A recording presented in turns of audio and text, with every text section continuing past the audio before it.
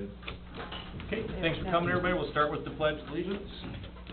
I pledge Allegiance to the flag of the United States of America and to the republic for which it stands, one nation, under God, indivisible, with liberty and justice for all. And thanks for coming tonight.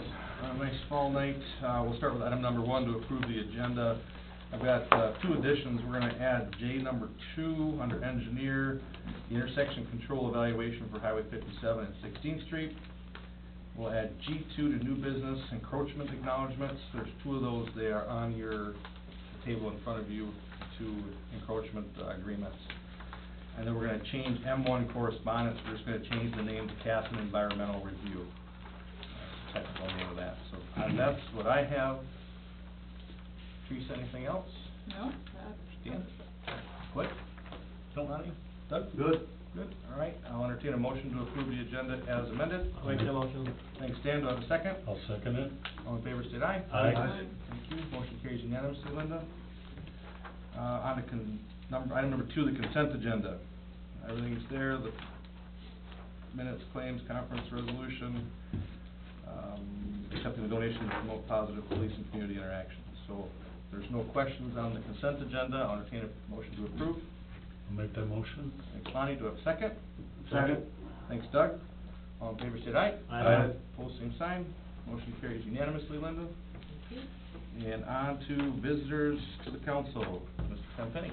Thank you. Appreciate the opportunity to present an update on the work of the Southern Minnesota Initiative Foundation. It's been a couple of years since I've been here, but I think in other years when I'm not here, Jennifer Nelson or some of my staff will give a presentation. I want to start by thanking the city for the support that you've provided our foundation through the years. We do get about 10% of our budget from local support from counties, cities, corporations, banks, and individuals. So 90% of our dollars are coming in from other sources, and we hope that that's viewed as a good return on investment for the communities in our region that do make an investment in our foundation's work. But we are a nonprofit foundation. We serve a 20-county region in south central, southeastern Minnesota, and we do essentially 3 things with our roughly $5 million annual budget. We invest pretty heavily in early childhood initiatives. That's a long-term better quality workforce, but we also have challenges with child care shortages across all of rural Minnesota.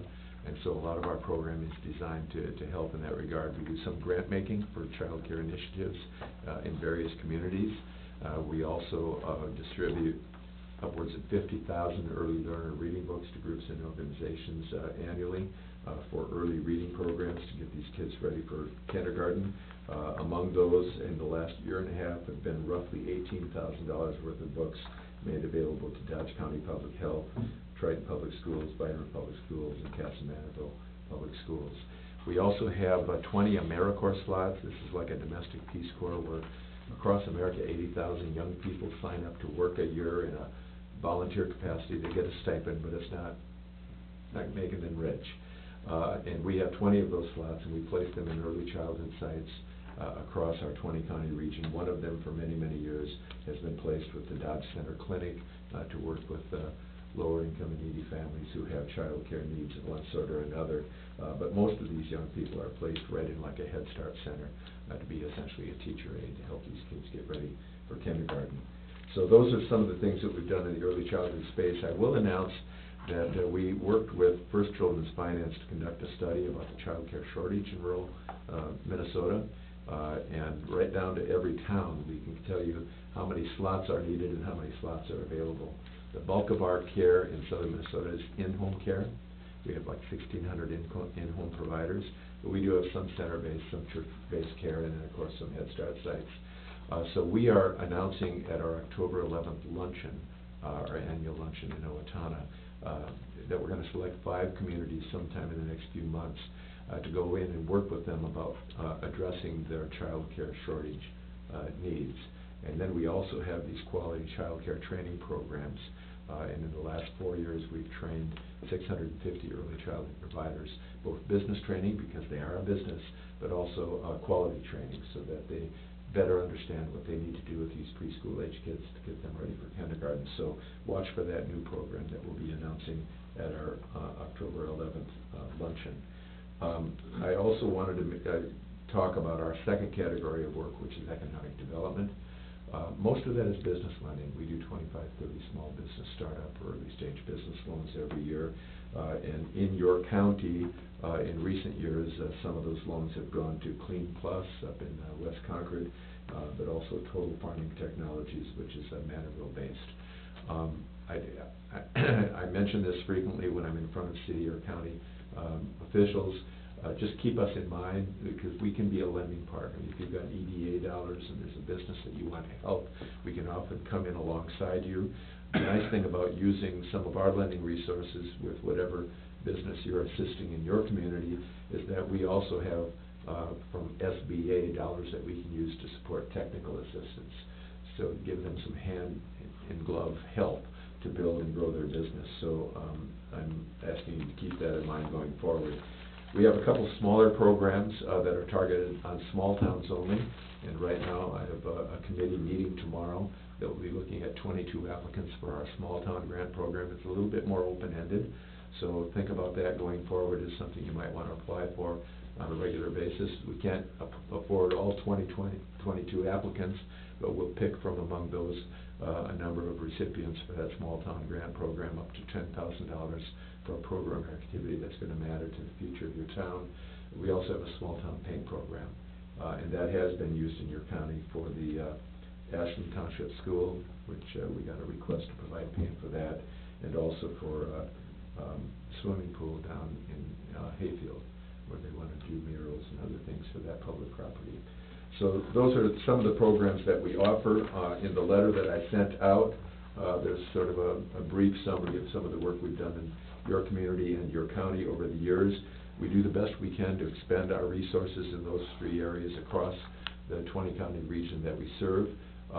One of our other small town programs is to help smaller towns create community funds. Byron just worked with us 2 years ago to set up a new community fund that allows them to raise tax-deductible contributions for projects and programs that are important to their town. It might be something you want to keep in mind for the future. We have 28 smaller towns that we assist with that program. But in Dodge County alone, we bring into the county roughly $28 for every dollar we raise within the county from support, such as the support that you provide us. And again, just keep us top of mind in the areas of work that we're involved in, early childhood economic development and lending, and then community fund and other small town support. Keep us in mind and don't be shy about applying to bring some of our resources to your community. With that, I'm happy to answer any questions you might have, but other than that, thank you for the chance to give an update on our work.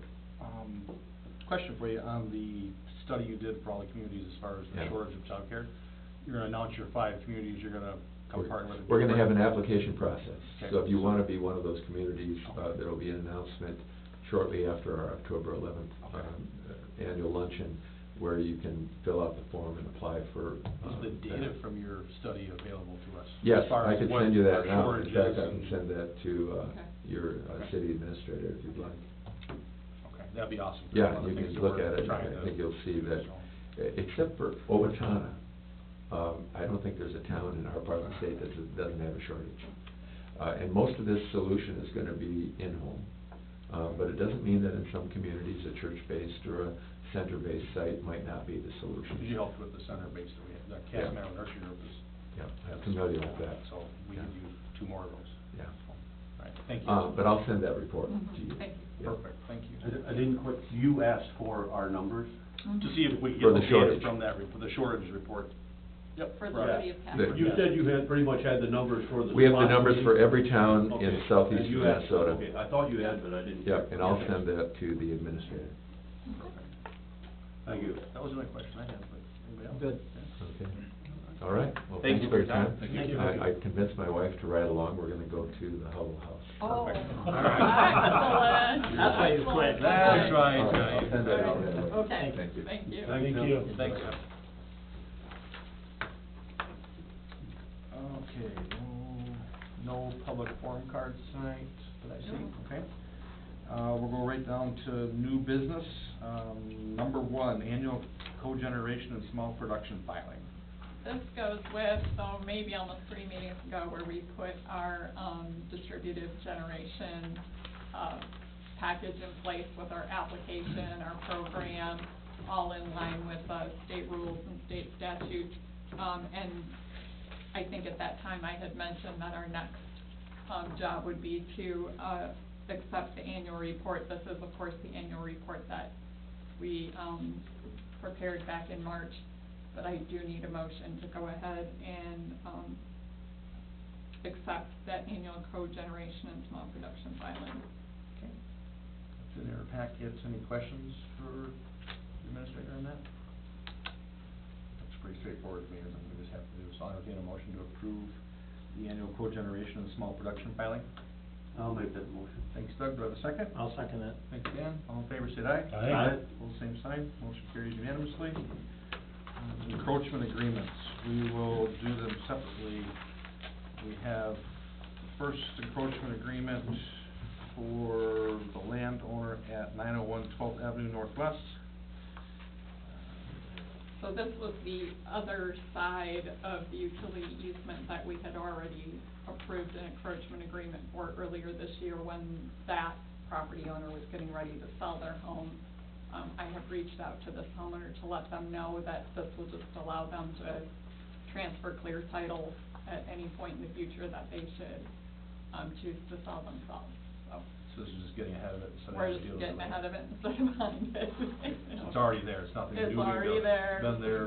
We knew it was, we actually could tell it was there as soon as we identified the one on the other side, so. Okay, all right. We have known about it. Okay, any questions? It's already there, so. Yep, already Good. approved. Good, all right. I'll entertain a motion to approve the encroachment agreement for the encroachment of a house at the property at 901 12th Avenue Northwest. I'll make that motion. Thanks, Dan. Do I have a second? I'll second it. Thanks, Lonnie. All in favor, say aye. Aye. Pull the same sign. Motion carries unanimously. We have before us an encroachment agreement permitting the encroachment of a house at the property at 704 First Street Northeast. This one, there's a little map on the back, so if you have questions where the house is at, where it sits, but pretty much it's the same thing. The way I read it was it's been there for years and years, we've known it's there, but he's trying to sell the house and can't get clear Right. title until they have this document, so. Exactly. Are there any questions? Okay, I'll entertain a motion to approve the encroachment agreement permitting encroachment of the house at 704 First Street Northeast in Caston. I'll make that motion. Doug, do I have a second? I'll second. Thanks, Lonnie. All in favor, state aye. Aye. Pull the same sign. Motion carries unanimously. Mayor's report, more of a question. There's this, when I signed up to run for mayor again, there's like a public forum at the high school next Wednesday. Mhm. Do we need to post that as possibility of a quorum being present, even though we're not discussing business? We can do that, Just yeah. in case there's three yeah, people there that's for easy. whatever reason. I don't know if there will be or not, but, That's easy. administrator's report.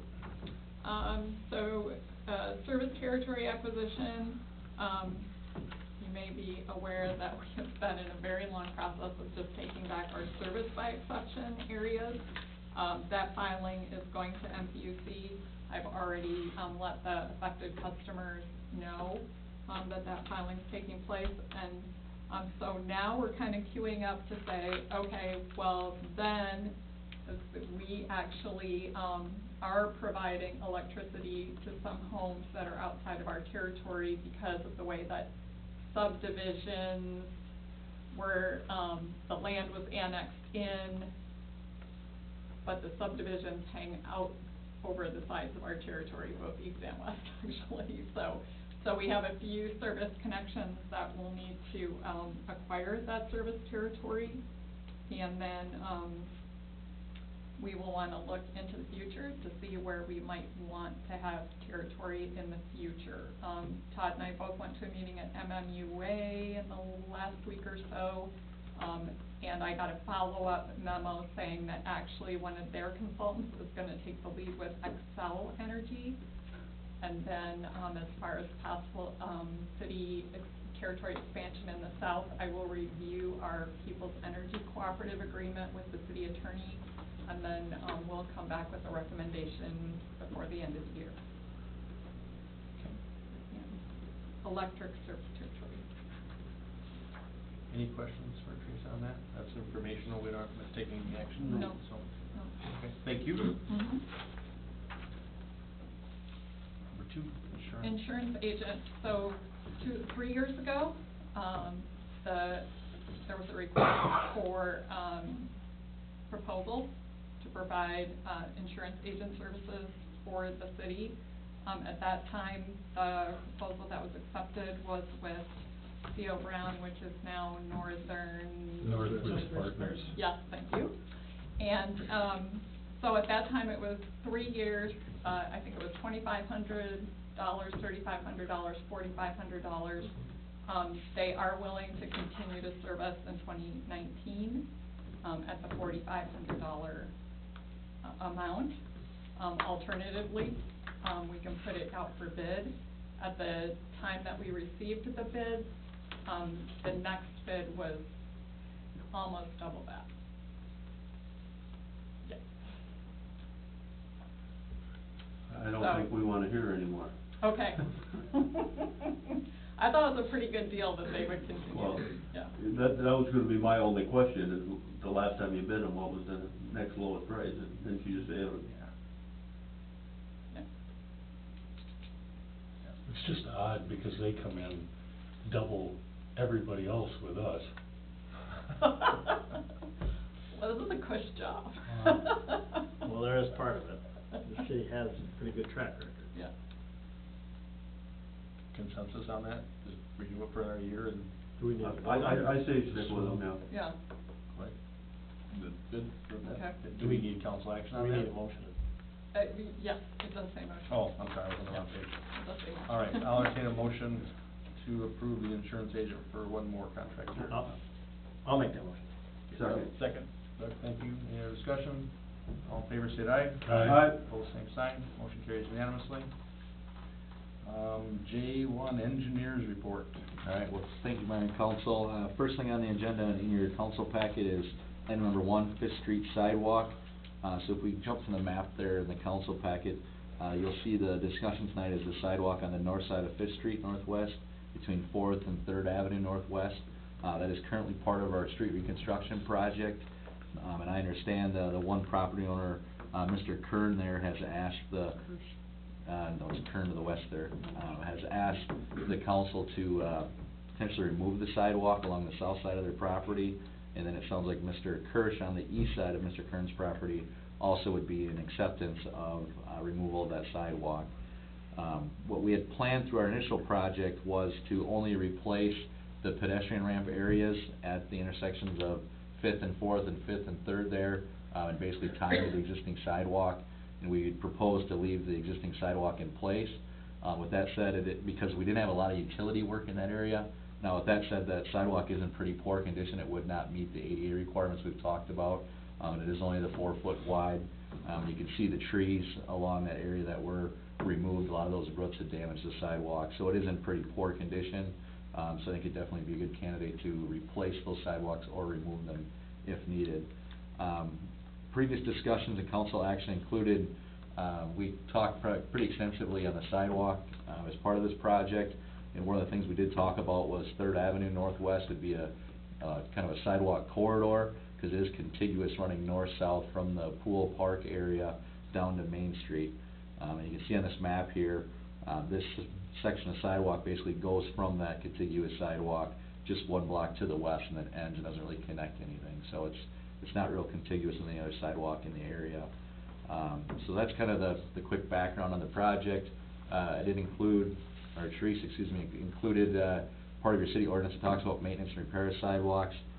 Ultimately, it says that the cost of maintenance and repair of sidewalks shall be the city's responsibility. It's the previous discussions that we've had at the council, and directions that we've been provided and the work that we've have done, cost incurred by the city.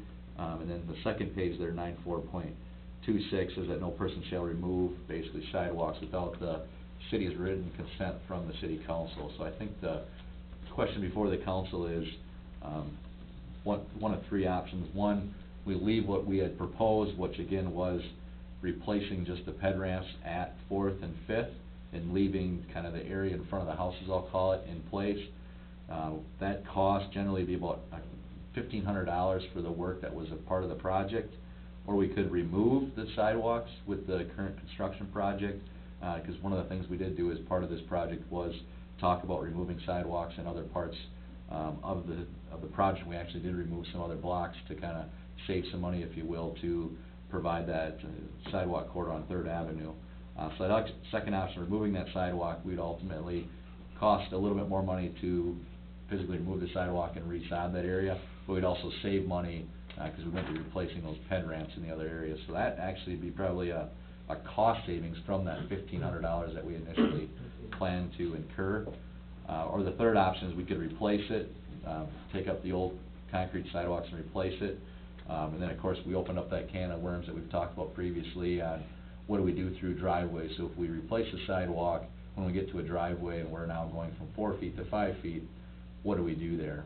Ultimately, if we do that, now we start replacing driveway aprons, and it can get really expensive. So option 3 kind of has two kind of subparts to it. The one, if we just did the sidewalks, didn't get into really the driveways and just butted them up and kind of allowed them go, that's a $5,000 to $6,000 add onto the project cost. And if we get into the driveways, it's going to be another $8,000 to $9,000 add to the project to ultimately get the sidewalks replaced there. So I'll quickly reiterate, so we could leave kind of status quo, nice new ped ramps into some sidewalk that generally is not ADA compliant, is in pretty tough shape.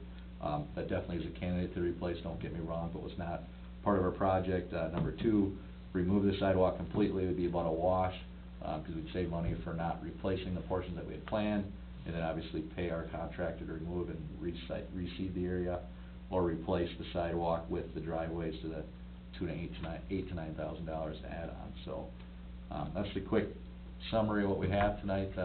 Again, I think the question before the council is different options, and based on your city ordinance, it would be a cost incurred by the city. It is up to your decision if unsafe sidewalks shall be repaired or ultimately removed. I have a comment on it. I was up there and looked at the sidewalk, and the sidewalk in front of the Kern house, 2 trees are there. I mean, they're heaved this high, bad, and they're smaller heaves, but it isn't very good. I can't see putting new sidewalk up to them. And in the middle of the block, there's at least 2 pieces gone. You know what I mean? We got a pretty nice looking project going there, everything resodded and everything. If we just pop the rest of that out, put it back, sod it, everything will be clean and done. That's my opinion. I agree. It goes nowhere. Yeah. That's the biggest thing. I agree. And we aren't spending anything twice, because that ped ramp that goes in on the east end, you've got it set so a sidewalk could go west from it anyway, right? The way you laid it, because that's the way it was intended. Correct, originally? yep, and it's actually poured along. And the other end, all they got is a curb cut, so they can sod down through that and it's fine. So we didn't spend anything we didn't have to, everything's And our planned, and if corridor- someone else decides some other time, we didn't do anything to stop it, so. And the corridor on Third isn't affected by that? Nope, corridor that's is still safe. there. That- Correct. Still Yep. goes. Okay. All right, I can support that. Any questions for Brandon on that? Nope. I laid it out pretty good, thank you. I'll entertain a motion to remove that block of sidewalk. I'll make that motion. A second? Second. Thank you, Lonnie. So any other further discussion? Okay, so this should be, just to reiterate, neutral on our cost of the project. Correct. Right around it, so we're not adding anything or I'd actually be saving saving $1,500. Okay, all right. Perfect. All in favor, say aye. Aye. Opposed, same sign. Motion carries unanimously. Number 2, intersection control evaluation for Highway 57 and 16th Street Northeast. All right, well, this is a continuation of the discussion we had at the last council meeting. I don't know how far we want to get into the discussion, but I'll give you the big picture, conceptual idea. We did talk to MnDOT about moving that roundabout forward. They asked us how serious the city was on the roundabout at 16th Street going west and also east. We told them we're looking at purchasing property, we want something to move forward. I said, what's the next step? They said that would be what they call an intersection controlled evaluation, or ICE report they call them, to basically try to show MnDOT that there's a need here, and ultimately what the preferred alternative was, so we can use that as a stepping stone to approach MnDOT about getting it within one of their many programs and their funding schedule, I'll call it. So they've asked us to take the lead because they're more than likely not going to. They have kind of some other bigger things that they're working on. So that's the question before you, is if we want to move forward with that ICE report and continuing to prod MnDOT and ask them for funding for their portion of the MnDOT, or the roundabout. And that ICE report we talked about was about a $20,000 to $25,000 engineering study ultimately that we'd complete, and again submit to MnDOT and bring it forward for more funding discussion with them. Can we do that ICE report in the afternoon, about 3:30? That's be at 7:40 in the morning. Yeah, I can mention having Charlie's guys jump on the counter all afternoon, but Dash cam, help them sit there, I mean. But obviously, to your point, and I'll summarize what I think your point is that the traffic during school, letting out and coming in the morning is gonna be the real key discussions within that ICE report and consideration on what we do on that intersection. Now with that said, MnDOT views their peak hour, they don't necessarily build new roundabouts or stop signs for 1 hour durations. If it only backs up for 1 hour, they don't necessarily care, because they want intersections that fail half the day, et cetera. So that's one of the things we'll have to have a good discussion on, and other reasons why we're doing it. One is gonna be the trail. If we provide a trail crossing there at that intersection, if the preferred alternative is a roundabout to slow that traffic down to the roundabout, because it is 50-mile-an-hour zone there, those sort of discussions are gonna be in that ICE report and justification why we want funding and why it's gonna benefit MnDOT along with the school. But MnDOT And the needs to be told, because MnDOT is really big on this safe routes to school thing. That's part of this. Yep. It is. So you're exactly right. We did that planning grant, and we did get the funding for the actual infrastructure we're building in 2022. And we actually had a meeting with MnDOT, the school, secured some more funding for a demonstration project that ultimately is a stepping stone in that Safe Routes to School program. And that's gonna be a big part of that intersection report. We're gonna show them what we're planning on doing through the Safe Routes to School program, trail on the north side of 16th, and then what we're gonna be building with our 16th Street going west, which is the trail over to the dump road and the Sunrise Sunset Trail system. So you're exactly right, and then that's gonna be in the report and Yep. conveyed appropriately, so. Okay. Again, I hopefully I reiterated the last council meeting. I think it's hard for me to stomach if I was in your guys' chair there. It is a lot of money to spend on a report with not maybe some light at the end of the tunnel, but how far away is that light? And I can't answer that, I really can't.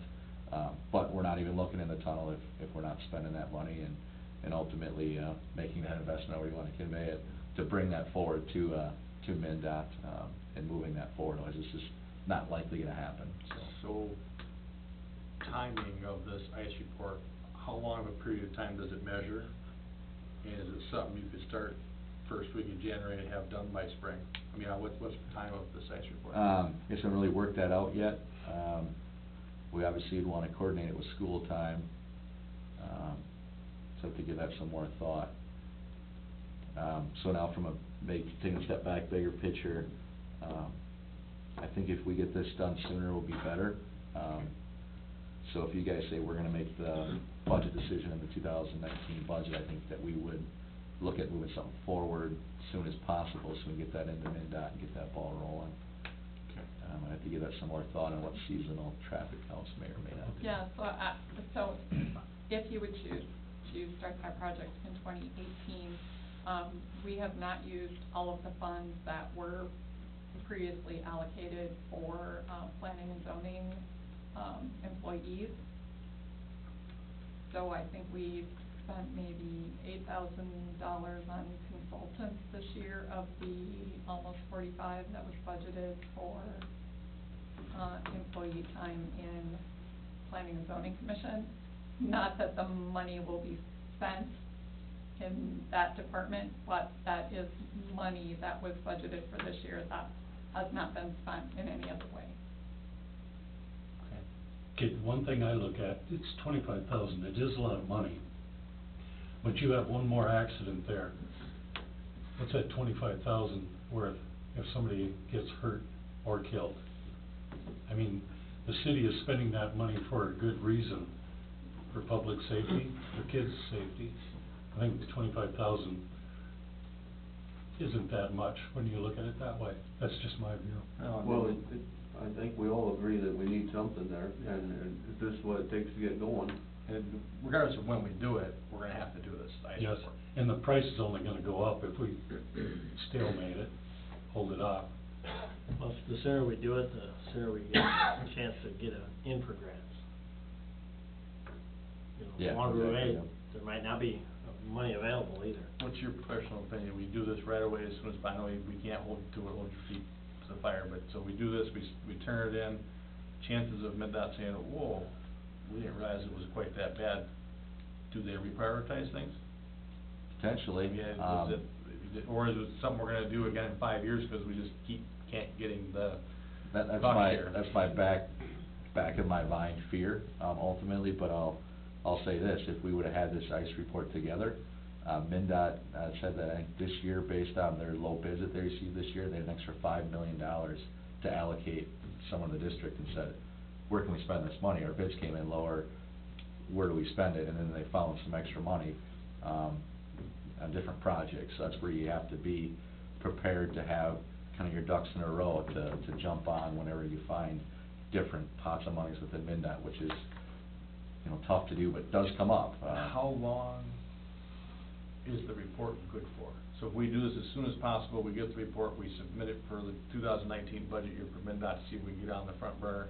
Is it good for 2 years, 3 years? When would we have to redo it? I would say if say we did it, this fall and got funded, somehow funding, and even their funding's out for many years, it's say like 2022, or even 2021 with their street reconstruction. It'd be good to kind of, we get funding and say that's the preferred option, that's what we're building.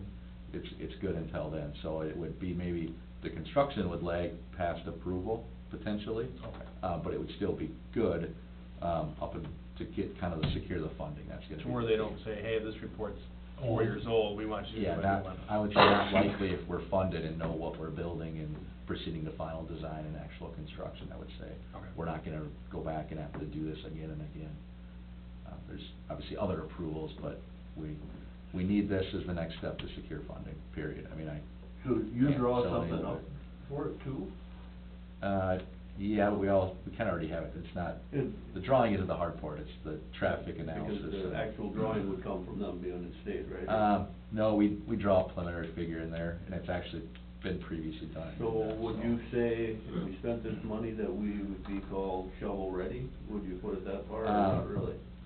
No, but if MnDOT said they'd have funding in 2021, obviously, we'd tell them we'd be shovel-ready by then, or, you know, we'd maybe be back before the council saying they found $5 million next year in construction, and I think we need to approach them, we'd figure it out at that point, but it would not quite be shovel-ready. It takes a lot more effort to get a shovel-ready final plans approved on a trunk highway, which, we've been talking about, it's Highway 57 and, 2021 construction. We're technically kind of behind the schedule because we haven't started design on that, and so it takes a long process to get something shovel-ready. But now with that said, if there was funding available, we'd expedite things and get things rolling, plus we have the right-of-way secured, to build it, so that's gonna help us out, tremendously. We'll be in a lot better shape than we are anyway, so. Yeah, we have a future conversation about getting shovel-ready too, but, Yeah. again, this is the next step to get anything rolling, I guess, from MnDOT.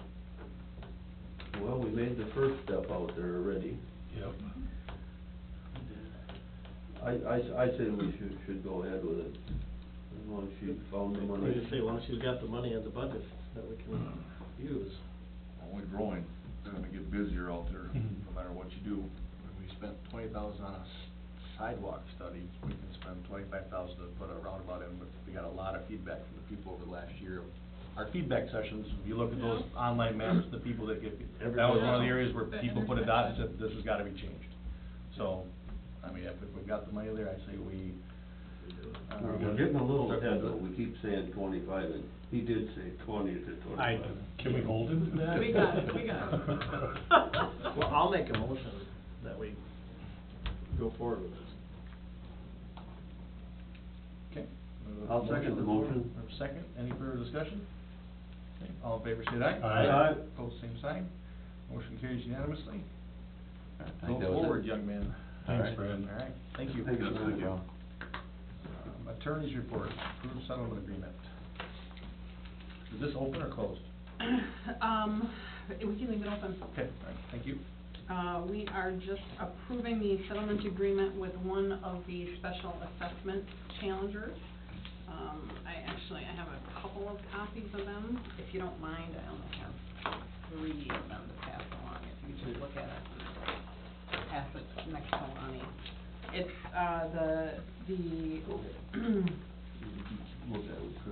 one of the plaintiffs, Brett Kendall, did accept the city's 80% offer.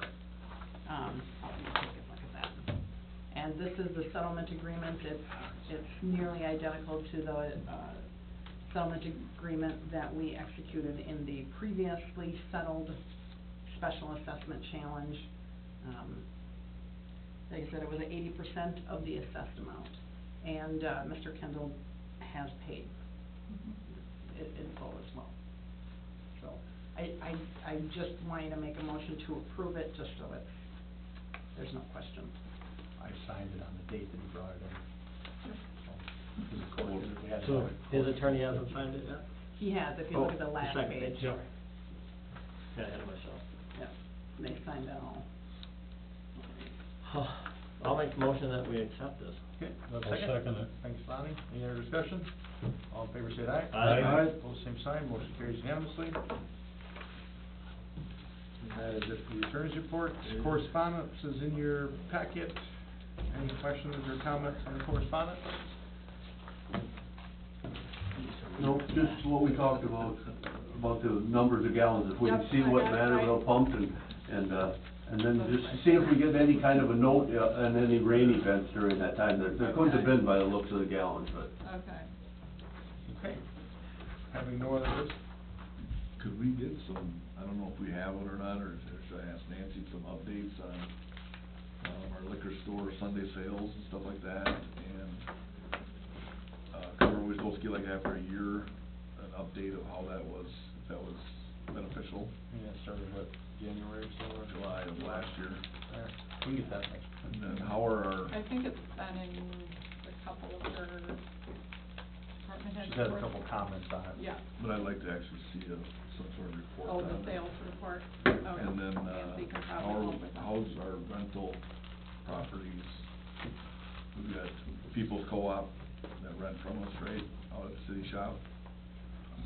And our old library, how's the old library? The Coffee Bean people. They, can come pick up their permit anytime. Okay. And, yeah, I guess, when it gets to rental on the new houses, would we have to put a range or something else in there, I mean? Yes. So, it's been interesting, but we do have a new range in the upstairs unit, a new washing machine for both units. We did have the, water conditioning system serviced. And then, actually, the folks who are in the downstairs apartment will be moving out at the end of October, and then we will evaluate the condition of that unit. So the report is that there's significant water damage there. Yeah, that's what worries me more, I've seen the water. Is that water leaking in, or water that leaked from? We will be able to determine that. You don't know for sure? You're right.